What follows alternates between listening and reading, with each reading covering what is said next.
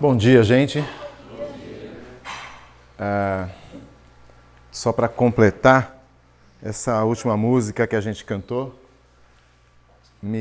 sempre me remete a uma época da minha vida, eu ainda não sabia que Deus queria que eu fosse pastor, em que eu tive uma questão, assim, sabe, quando você coloca todas as suas expectativas em um ponto só.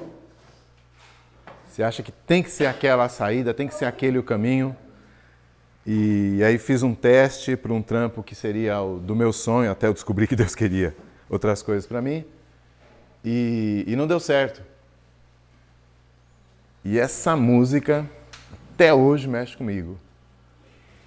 Porque eu recebi a resposta negativa, tipo, na terça-feira, ou acho que na quarta mesmo, ou no dia seguinte, ou naquele mesmo dia, isso que eu não lembro, tinha um encontro nos lares, né? Que muitas igrejas têm, a gente tinha. E aí essa música foi cantada. E como é que num momento de frustração você fala que quer agradecer a tua obra em nossas vidas, né? É um negócio assim que ou você aprende de Deus ou então você não consegue fazer, né? Quando tudo está bem, é mais tranquilo, mas quando a coisa está feia, é muito difícil a gente sacar essas coisas. Bom, o nosso segundo estudo, então, matinal, nós vamos falar a respeito de como a história, ou se você preferir o passado, determinam ou querem determinar quem nós somos.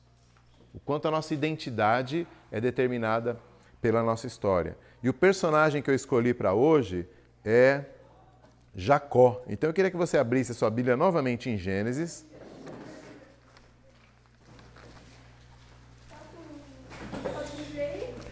Gênesis capítulo 25 a gente começa.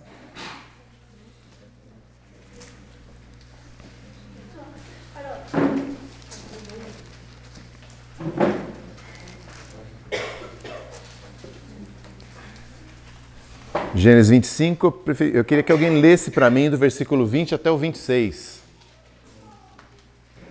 Alguém lesse bem forte aí, sem demorar demais. Saiu o primeiro ruivo, todo revestido de pelo, por isso lhe chamaram Esaú. Do 20, por favor. Sim. Do 20, pode ser? Isso. Até o 26. Era Isaque de 40 anos, quando tomou por esposa a Rebeca, filha de Betuel, e a Arameu, o Arameu, de Padã-Arã, e irmã de Labão, o Arameu. Isaque orou ao Senhor por sua mulher, porque ela era estéril. E o Senhor lhe ouviu as orações, e Rebeca, sua mulher, concebeu. Os filhos lutavam no ventre dela. Então disse: se é assim, por que vivo eu? E consultou ao Senhor. Respondeu-lhe o Senhor: duas nações há no teu ventre, dois povos nascidos de ti se dividirão. Um povo será mais forte que o outro, e o mais velho servirá ao mais moço. Cumpridos os dias para que desse à luz, eis que achavam gêmeos no seu ventre. Saiu primeiro, ruivo, todo revestido de pelo, por isso lhe chamaram Esaú. Depois nasceu o irmão. Segurava com a mão o calcanhar de Esaú. Por isso lhe chamaram Jacó. Era Isaque de 60 anos, quando Rebeca lhes deu à luz.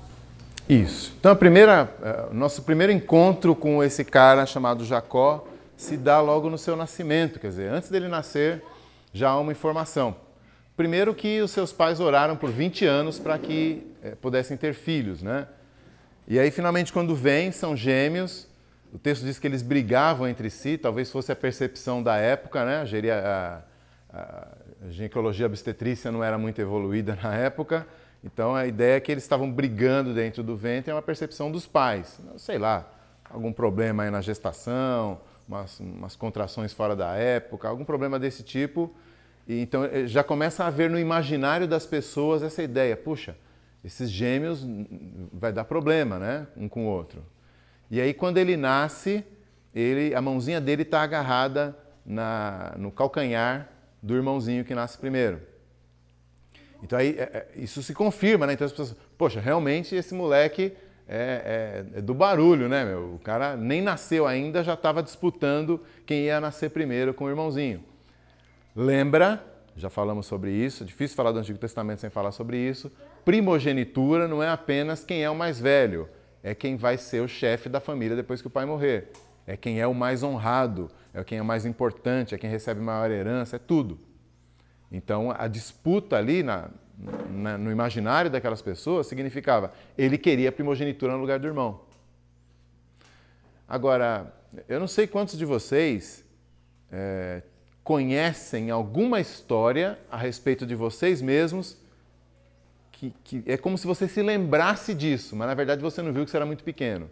Tipo, você conta para as pessoas, então quando eu tinha 1 ano eu caí na piscina do acampamento, sei que e tal. Pô, mas como é que você lembra disso? Você conta como se você estivesse lá vendo, mas na verdade é porque tantas vezes te contaram essa história que é como se você estivesse lá vendo mesmo. Alguém tem uma história dessa? Né? Alguém sabe de histórias de quando a sua mãe estava grávida de si mesmo, né? Dele mesmo e tal? A Bia, por exemplo, sabe de uma história dessas. Então, eu fico imaginando que Jacó... E aí, então, como é a cultura da época, você não dá o nome de acordo com o artista, nem com o jogador de futebol que está fazendo sucesso, você dá o nome de acordo com o destino que você vê para aquela criança. Qual é o destino desse cara que brigava com o irmão para sair antes na primogenitura? O cara é brigão, né? O cara é lutador. Mas é curioso que o nome que dão para ele não é apenas o lutador, que aí a gente, o cara é guerreiro, aguerrido e tal, né? Tem um aspecto mais positivo. O nome que dão para ele tem um aspecto mais negativo, uma conotação mais negativa.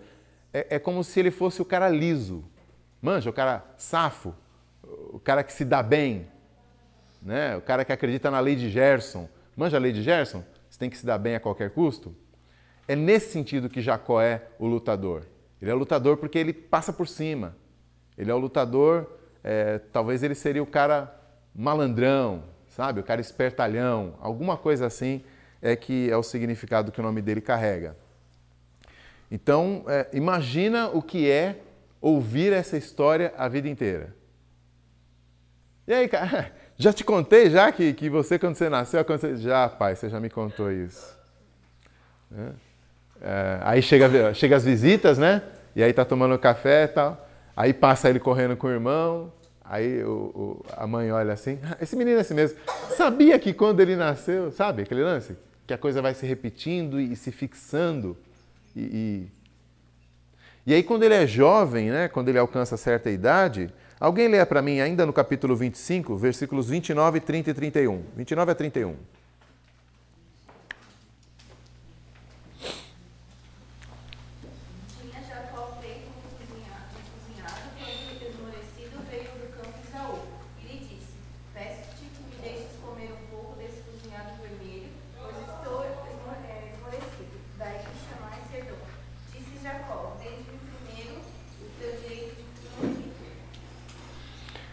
Então, olha só como o cara acaba realizando aquilo que todo mundo diz que ele é mesmo.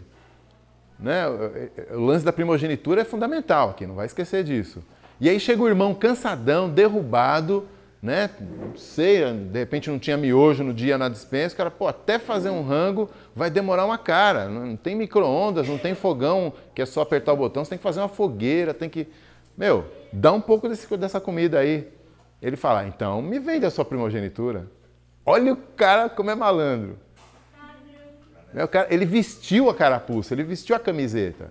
Ele é isso mesmo, ele é um Jacó. Ele se dá bem, é isso que ele faz. Mas não é só essa história que vai fornecendo e fortalecendo a identidade de Jacó. Ele tem um contexto maior. O pai dele também não era grande coisa. Abra no capítulo 26, alguém leia do 6 até o 9 para mim. Próximo capítulo, 26, leia do 6 até o 9. Isaac, pois, ficou em Gerar. é minha irmã, pois temia dizer, é minha mulher, para que dizia ele consigo, os homens do lugar não me matem por amor de Rebeca, porque era formosa de aparência. Ora, tendo Isaac permanecido ali por muito tempo, Abimeleque, rei dos filisteus, olhando da janela, viu que Isaac acariciava a Rebeca, sua mulher. Então Abimeleque chamou a Isaac e lhe disse, é evidente que ela é tua esposa. Como, pois, disseste, é minha irmã? Respondeu-lhe Isaac, porque eu dizia, para que eu não morra por causa dela. Leu 10 também. Disse Abimeleque, que é isso que nos fizeste? Facilmente algum do povo teria abusado de tua mulher, e tu, atraído sobre nós, grave delito. Então, o pai de Jacó tinha uma esposa muito bonita, né? E aí ele vai para um lugar em que ele não confia naquele pessoal e ele então dá um jeitinho, né? Inventa uma historinha para garantir-se. Ela é minha irmã e assim ninguém vai me matar para ficar com ela. Pelo contrário, vão até, né, fazer uma graça comigo por causa da minha irmã, né? A mentalidade desse cara não é tão diferente também. Ele pensa o seguinte, eu estou numa situação de risco e eu preciso achar uma saída. E a saída é contar uma mentirinha. Por falar nisso, essa história te lembra alguma outra história bíblica? Quem lembra de outra história bíblica muito parecida com essa? Abraão. E outra? Isaac é esse aqui, é isso mesmo. Então, Abraão fez isso 2 vezes. Então, veja, o pai de Jacó tem esse histórico também de ser meio esperto, de dar um jeito, de se virar bem. E o vô de Jacó também era igual. E o histórico de esperteza na família não para por aí. Veja no capítulo 27, do 5 até o 10. Alguém lê para mim. Rebeca esteve escutando enquanto Isaac falava com Esaú, seu filho. E foi-se Esaú ao campo para apanhar a caça e trazê-la. Então disse Rebeca a Jacó, seu filho, ouvi teu pai falar com Esaú, teu irmão, assim, traze caça e faz-me uma comida saborosa para que eu coma e te abençoe diante do Senhor antes que eu morra. Agora, pois, meu filho, atende às minhas palavras com que te ordeno. Vai ao rebanho e traz-me 2 bons cabritos. Deles farei uma saborosa comida para teu pai, como ele aprecia. Levá-las a teu pai, para que a coma e te abençoe antes que eu morra. Olha o histórico da família. Então o pai já tinha dado as suas escorregadas. A mãe agora em relação ao pai, quer dizer, o preferido dela é o caçula e o preferido do pai é o primogênito. Mas não é só uma questão de preferência. A cultura da época, digamos, a lei, né, não escrita, mas a lei que valia para aquela cultura, era essa. O direito do primogênito é dele. Não importa se ele comeu um cozinhado e prometeu outra coisa. Não tem valor isso. A questão é que ele é primogênito, ponto. Mas a mãe tinha seu preferido e ela resolve, vocês conhecem a história, ela arma todo um esquema. Papai já era velhinho, né? Estava meio cego, talvez até meio esclerosado, não sei. E eles armam um esquema, mãe e filho Jacó. Ela vai e faz um cozinhado lá de caça, porque Jacó não caçava, mas Esaú caçava. Antes que Esaú volte com a caça para o seu pai, ela faz lá rapidinho, acho que talvez até imita o tempero do filho mais velho, dá pro velhinho lá e coloca um pelo de cabra no braço para que o velhinho consiga agarrar um pelo ali e falar, realmente meu filho é assim, peludo, deve ser ele mesmo. E vai e abençoa e dá para ele a bênção que é do primogênito. Mano, é a esposa enganando o marido, só porque ela tem uma preferência. Cara, não vai ser do jeito que eu queria. Eu preciso dar um jeito, eu preciso dar um jeitinho. Se fossem brasileiros, né? Seria o título do capítulo aí seria Rebeca dá um jeitinho, né? Para favorecer seu filho preferido. Então, E aí, se você pensa ainda numa cultura em que o papel da mulher é muito bem definido em termos de submissão ao marido, né? Isso fica mais radical ainda, o que ela faz. Ok, não apenas isso. Jacó engana seu pai, seu irmão fica fulo da vida, resolve matá-lo assim que seu pai morrer, e então ele e a mãe combinam que ele vai fugir para as terras ao Oriente, onde eles têm parentes. E ele chega lá então, conhece um tal de Labão, que tinha umas filhas, né, que são, na verdade, primas em segundo grau de Jacó. Eles sempre se casavam de maneira endogâmica, né, ou seja, dentro do próprio grupo. E ele então resolve se casar com uma dessas meninas. Agora veja no capítulo 29, do 21 até o 26. Alguém lê para mim?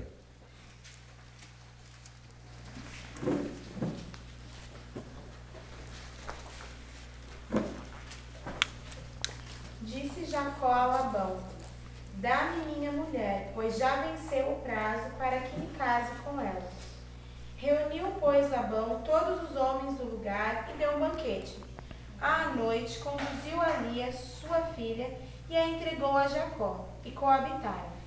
Para a serva de Lia, sua filha, deu Labão Zilpa, sua serva. Ao amanhecer, viu que era Lia. Por isso, disse Jacó a Labão: que é isso que me fizeste? Não te servi eu por amor a Raquel? Por que, pois, me enganaste? Respondeu Labão: não se faz assim em nossa terra. Dar-se-á a mais nova antes da primogênita. Esse é o sogro do espertalhão Jacó. Um cara mais espertalhão ainda, né? Abstraindo aí as questões culturais de você trabalhar por uma esposa, né? Se você pensar bem, não está tão diferente assim, né? Vai ter um emprego mequetrefe, você vê se arranja namorada, rapaz, né? Vai ganhar um salário mínimo para ver se você consegue casar. Então, não está tão diferente assim o negócio. Mas vamos abstrair essa questão. O fato é que o acordo dele com Labão, seu tio, é o seguinte, ó, eu não tenho herança, não tenho nada, então eu te sirvo durante 7 anos e você me dá a mão de Raquel, porque eu estou apaixonadão por ela. Depois de 7 anos de trabalho, ele vai cobrar, né? Então, agora, quero casar. E o seu sogro, então, dá um belo de um banquete, né? Devia ter bastante vinho, o cara já está meio alto, não sei o que e tal, ele leva a filha que está encalhada, a Lia, né? E à noite lá, o cara nem percebe, né? Eles têm a sua, digamos, lua de mel. E no dia seguinte, aquela ressaca, ele olha e fala: nossa, eu tô ruim mesmo, né? Tá parecendo a sua irmã, cara. Não, era a irmã mesmo. Agora ele tem que trabalhar mais 7 anos. Bom, então, olha só, o cara já tem um histórico de uma família que quer se dar bem e dá o jeitinho brasileiro para qualquer assunto. Dificuldades? Não temos, a gente dá um jeito. Agora ele se ajunta com uma outra parte da família que tem a mesma linha de procedimento, né? Os caras são espertos, os caras são lisos, os caras são safos, ninguém pega a gente, né? A gente dá um jeito. Então, compondo esse quadro todo, só podia acontecer o seguinte: a próxima geração é exatamente igual. Jacó aprendeu e ele repassa, né? Então a gente vê que os filhos de Jacó são mais ou menos da mesma estirpe, né? Quem não fogem ao DNA. Abra um pouco mais à frente aí, Gênesis 34, do 13 até o 15.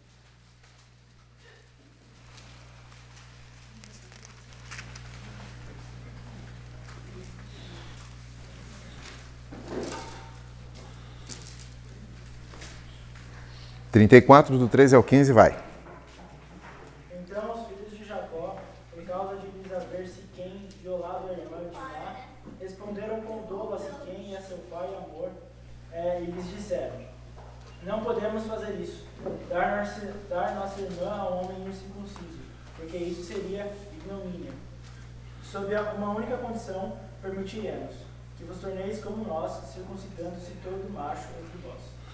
Então, um vizinho lá abusou da irmã mais nova, né, de uma das filhas de Jacó. Os filhos dele, né, os irmãos dela, ficam sabendo Mas aí o que acontece? O cara, o vizinho lá que abusou da menina, ele de repente se apaixona. E fala com o pai dele, pai, eu fiz uma besteira aqui, mas eu quero essa menina, eu quero casar com ela e tudo mais, né? Vamos fazer a coisa direito dessa vez. Também não dá pra gente entrar na questão desse lance de dinar com esse rapaz, se é válido casar com quem você estupra, não é essa a questão nossa aqui. A questão é que naquela cultura dava, né? Dava para fazer. Mas os irmãos dela, então, armam um esquema. Esquema é o sobrenome da família, né? Scheme is my middle name. Então eles chegam e falam assim, ó, é o seguinte, vocês não podem se casar com a minha irmã porque vocês não são circuncidados, e nós todos somos. É a marca da nossa família, a gente não se mistura. Né? Mas se vocês se circuncidarem, aí tudo bem. E aí os caras vão lá e realmente o rapaz era o filho do chefe da tribo lá, né? E eles têm uma influência e convencem a tribo inteira a se circuncidar. Só que numa época sem anestesia e sem antibióticos, havia aí um processo infeccioso em curso. Então tinha um certo período de tempo em que as pessoas tinham dores e tudo mais, né, os homens. E aí então no versículo 25 até o 27, ao terceiro dia, quando os homens sentiam mais forte a dor, os dois filhos de Jacó, Simeão e Levi, irmãos de Diná, tomaram cada um a sua espada, entraram inesperadamente na cidade e mataram todos os homens. Não o rapaz, não o pai do rapaz, todos. Temos um problema na família, um problema grave. Como é que a gente resolve? Uma mentirinha resolve tudo. A gente dá um jeito. Esse é o nosso jeito. A gente dá um jeito nas coisas. Um pouco à frente, aí quase que já lendo o que a gente leu ontem, e aí eu não vou nem ler, mas esses irmãos são aqueles que se enciumam por causa de José, que é o preferido agora, né, de Jacó, e o vendem como escravo. A gente leu isso ontem. Eu só não lembro se a gente leu o que eles fazem para enganar o pai. Né? Eles pegam aquela túnica bonita que o pai tinha dado para José, que era a sua marca registrada, né? Aquela roupa de grife que ele tinha, pegam um animal, matam, pegam o sangue do animal, jogam em cima da túnica e levam para o pai. Aí, pai, uma fera deve ter pego o nosso irmão, matado, e a gente nem achou o corpo. Deve ter... Enganar o pai. A gente tem um problema com o nosso irmão, a gente dá um jeito nisso. É assim que a gente é. A gente dá um jeito, a gente é liso, a gente é malandro, a gente é espertão, a gente é safo, ninguém pega nós. É mais ou menos isso que identifica essa família. No capítulo 38, versículo 11, é o último dessa série. Ou o penúltimo. 38, 11, por favor.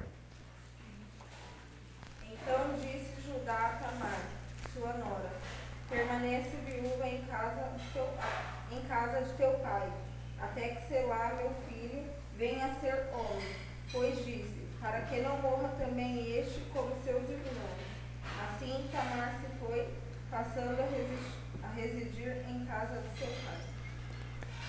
Ok. Então, de novo, cultura da época, muito diferente da nossa. Se alguém era casado e morria, deixando a sua viúva sem filhos, isso para os judeus, ou para a cultura semítica lá, era uma tragédia, porque a ideia é que é uma continuidade, não é só o meu sobrenome que continua. É como se fosse a minha vida que permanece na terra através dos meus filhos, da minha descendência. Então, se eu morro sem filhos, é como se não só o meu nome, mas alguma coisa deu errado. Não pode ser assim. Então, para remediar isso, o que acontecia? Havia uma lei de que, se eu morro sem dar filhos para minha esposa, o meu irmão pode vir e se deitar com ela, assumi-la como esposa, mas os filhos dela seriam meus filhos. Entendeu? Seriam filhos póstumos, digamos assim. Como se fosse aí um processo de barriga de aluguel. Né? Então a minha descendência vai continuar por meio do empréstimo genético do meu irmão. Segue a vida. Inclusive por questões de herança, né? Então a minha herança, meu terreno, os meus bens ficam para os filhos da minha esposa que ficam sendo, tecnicamente, como sendo meus filhos. Ok, os filhos de Judá, um dos filhos de Judá se casa com uma mulher chamada Tamar, e ele morre, e aí, então, para cumprir essa lei, um outro filho dele se casa com essa mulher, mas ele também morre. E aí, então, Judá fala, peraí, não vou perder mais um filho. E ele então fala, ó, é o seguinte, o próximo filho da linha, né, da listagem aí, ele é muito novo ainda. Então, vai para a casa do seu pai, fica lá um tempo. Quando ele estiver na idade certa para casar, a gente continua o esquema aí, porque essa é a lei da época. Mas ele não pretende fazer isso. Ele quer mais que, sei lá, né, vai que alguma coisa acontece com ela, né, morre, alguma coisa acontece e ele não vai dar o filho mais novo para essa mulher, porque ele tem medo que o menino morra também. O texto tem mais detalhes, na verdade eram péssimos filhos, péssimas pessoas e Deus realmente está castigando essa família, por isso que eles estão morrendo, não é por causa da Tamar não. Mas o fato é que ele então, Judá, engana a sua nora, dizendo que vai dar o terceiro filho, mas não dá não, e nem pretende, manda ela para casa. Então veja que esse histórico de família, que grudou nessa família, de família esperta, de família que dá um jeitinho, de família mentirosa, família enganadora. Então, Jacó já tem esse histórico pessoal do seu nascimento, ele soma com esse histórico familiar, com esse contexto familiar, e então você tem um cara que ele sabe quem ele é. Ele é Jacó. Ele é o cara que se dá bem. Ele é o cara liso, ele é o cara que se safa dos problemas. Basta uma mentirinha, basta um jeitinho, engana aqui, engana ali e você vai conseguir.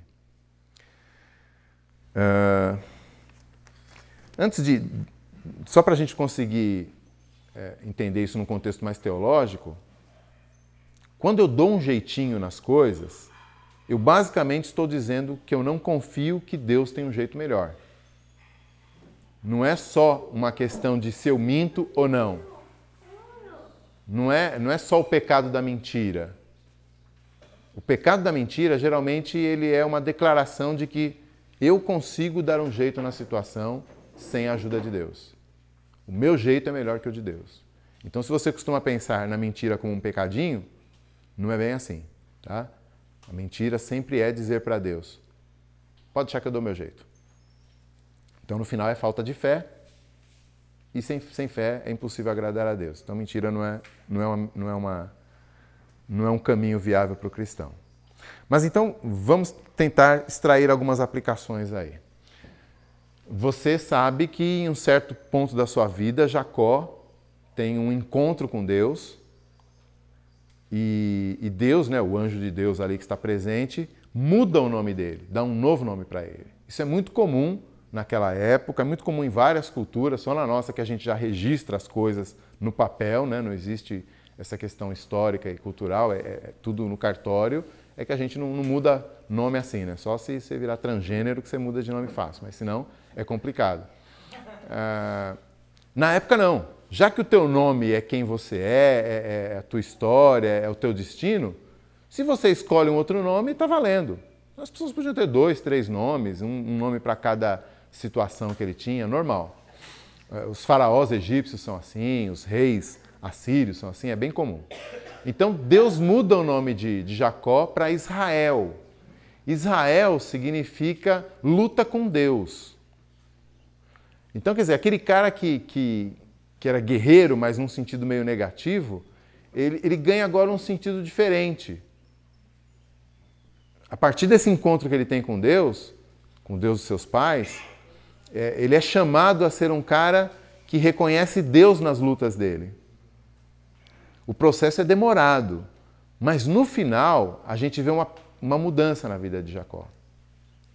E por final aqui, eu estou dizendo que quando José, que a gente viu a história ontem, se declara para os seus irmãos e diz, tragam toda a família, tragam o meu pai, Jacó faz o seguinte, ele é chamado para sair da Terra Prometida, né? Então, se você pensar no mapa, está aqui o Mar Mediterrâneo, Israel aqui e o Egito aqui embaixo na África.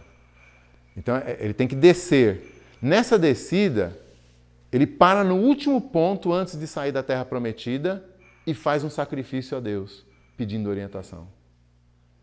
E aí Deus fala, pode descer que eu vou contigo. E aí ele vai até o Egito e chega lá, Faraó, ele é apresentado a Faraó, e você vê um homem que sabe o que está fazendo, sabe o que está falando, tem confiança em Deus. Ele não se ajoelha para Faraó, na verdade, o contrário, ele abençoa Faraó. Ele, que é só um líder tribal, abençoa o Faraó, que seria tipo o Obama, né? Não esse, aquele. Então você percebe que Jacó, no final da vida, nem que seja no final da vida, ele não é mais o mesmo que dava um jeitinho. Né? Se fosse aquele antigo Jacó, ele teria chegado bajulando o Faraó, né? Falando... oh, que beleza, tá? Assisti sua novela na Record lá, Faraó, não sei o quê. Alguma coisa a gente esperaria dele, né? Mas não. Ele é o cara que sabe que Deus está com ele e já abandonou o tempo de malandragem. Mas sofrendo consequências ainda, né? Na família, mas ele mudou. Então veja, todos nós temos história. Seja histórias que a gente nem assistiu, né? Mas que contam pra gente, a respeito das lutas dos nossos pais, a respeito de como os nossos pais se converteram, ou a respeito daquele tio que morreu antes da gente nascer, enfim, a respeito de como os nossos avós vieram da Itália ou de Portugal e fizeram a vida aqui em São Paulo. Todos nós temos histórias. Todos nós temos a nossa própria história. Eu quando era criança vivia com bronquite, eu quebrei a perna, eu joguei minha irmãzinha do 3º andar. Todos nós temos histórias. Quem nunca? A questão é, eu sempre fui ruim de matemática, eu nunca consigo chegar nas meninas no acampamento, né?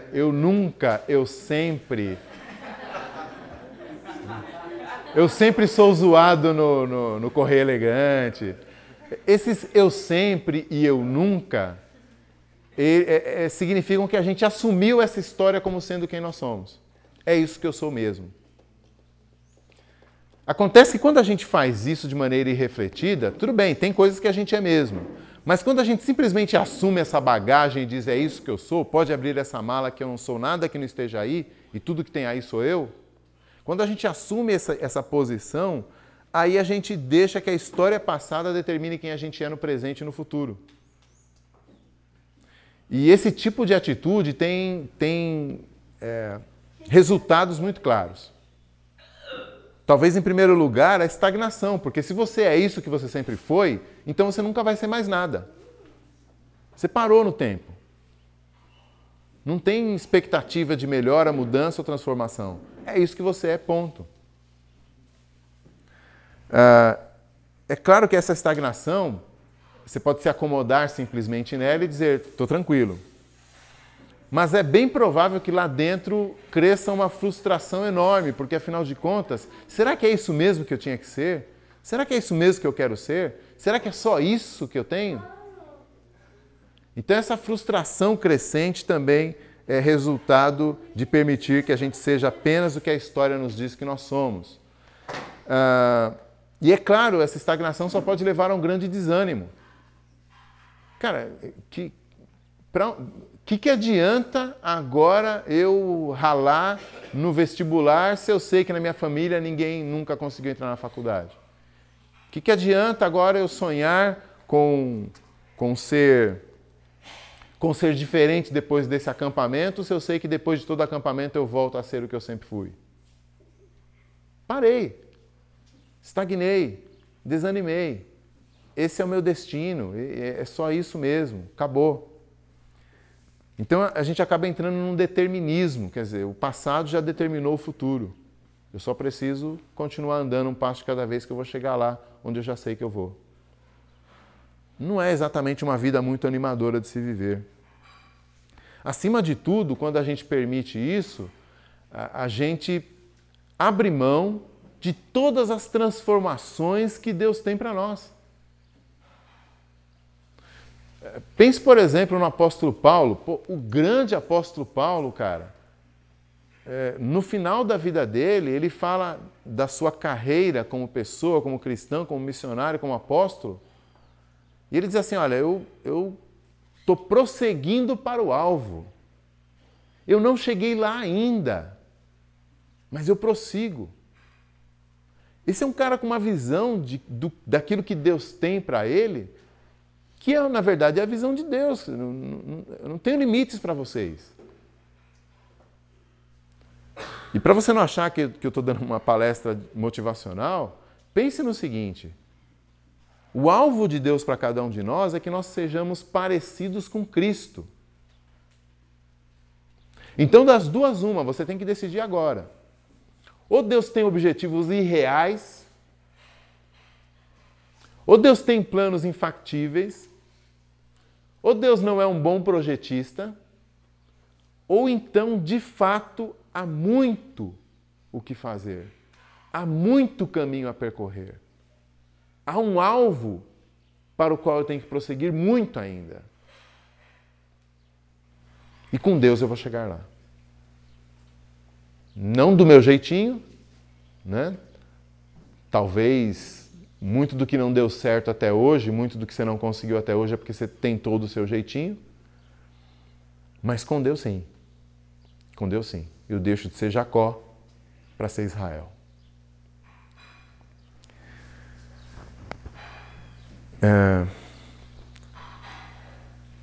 A minha oração, que eu vou fazer daqui a pouco, eu queria que fosse a sua também. A minha oração vai ser para que Deus nos tire das nossas costas o peso do passado e coloque diante de nós a alegria de ir para um futuro de Deus, não para o meu futuro, para o futuro de Deus. De repente até é ir para o Egito, não interessa. Desde que antes de ir para lá você sacrifique a Deus e Ele responda, pode ir, que eu vou com você. Vamos orar?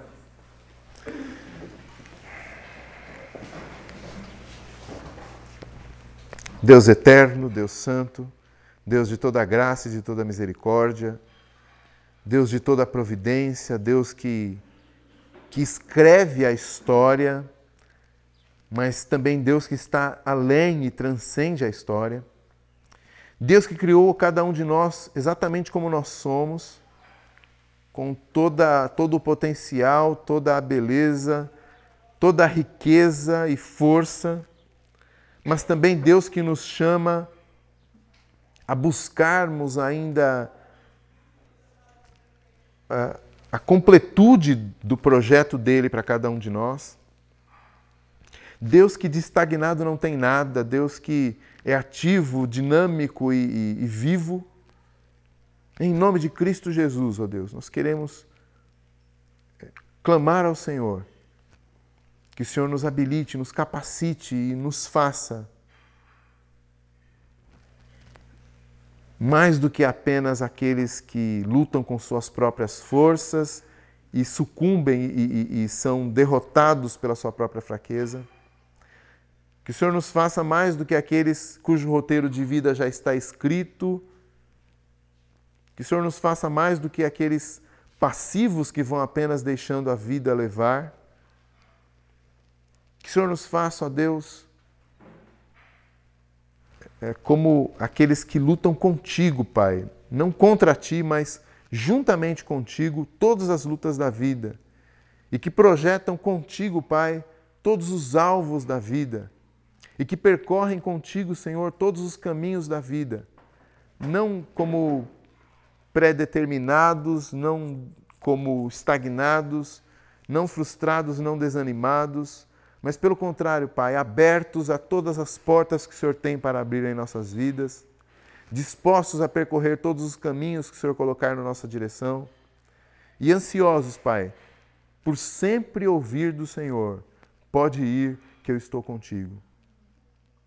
Pai Santo, que o Senhor nos dê o poder do céu para que sejamos em Cristo Jesus mais do que vencedores, Senhor.